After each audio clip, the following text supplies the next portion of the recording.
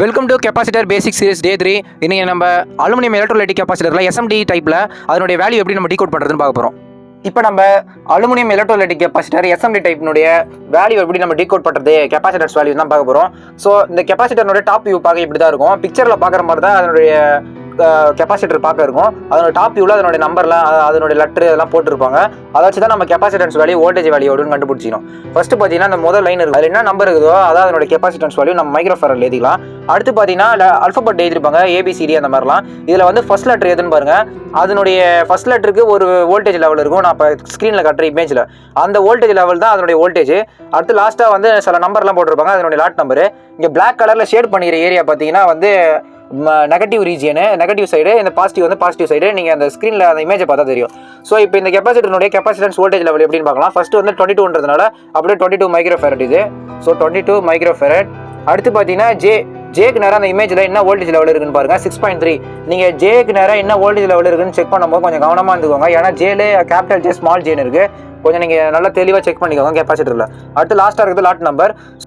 இப்போ கவனிக்க வேண்டிய விஷயம் என்னன்னா, கெப்பாசிட்டன்ஸ் வேல்யூ டீகோட் பண்ணும்போது ஸோ இந்த number first 2 number value number, 3வது நம்பர் இருந்தால் அது மல்டிப்ளேயர், அதை நான் 0 ஆட் பண்ணிடணும். இப்போ 22ன்னு இருக்கிறதுனால நம்ம அப்படியே எழுதினோம். ஒரு வேளை 222 இந்த மாதிரி 3 நம்பர் இருந்ததுன்னா 3வது நம்பர் என்ன நம்பரோ அதை அத்தனை 0 அது கூட ஆட் பண்ணிடணும். ஸோ 2ன்றதுனால 2 0. அது ஆனால் பீக்கோ ஃபேரட்டில் தான் எழுதணும். அப்புறம் நீங்கள் மைக்ரோ ஃபேரட் வேணால் மாற்றிக்கலாம்.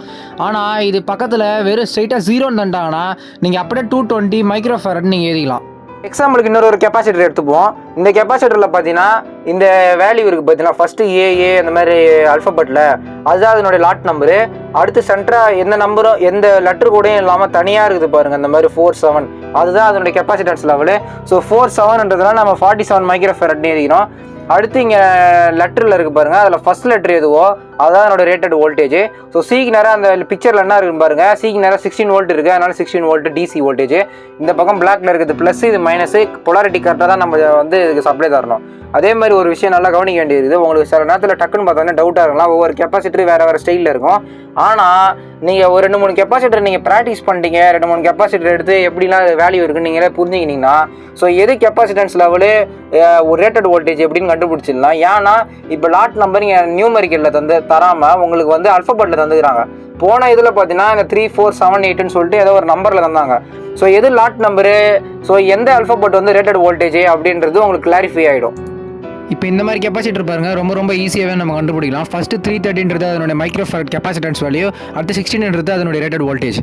ஸோ இந்த வீடியோ உங்களுக்கு புரிஞ்சிருக்குன்னு நினைக்கிறேன். ஸோ நம்ம அடுத்தடுத்த வீடியோவில் மற்ற டைப் கெப்பாசிட்டர்னுடைய வேல்யூலாம் எப்படி டீகோட் பண்ணுறதுன்னு பார்க்க போகிறோம். நம்ம ஐடியா ஃபாலோ பண்ணிக்கோங்க. நாளைக்கு பார்க்கலாம். தேங்க்யூ.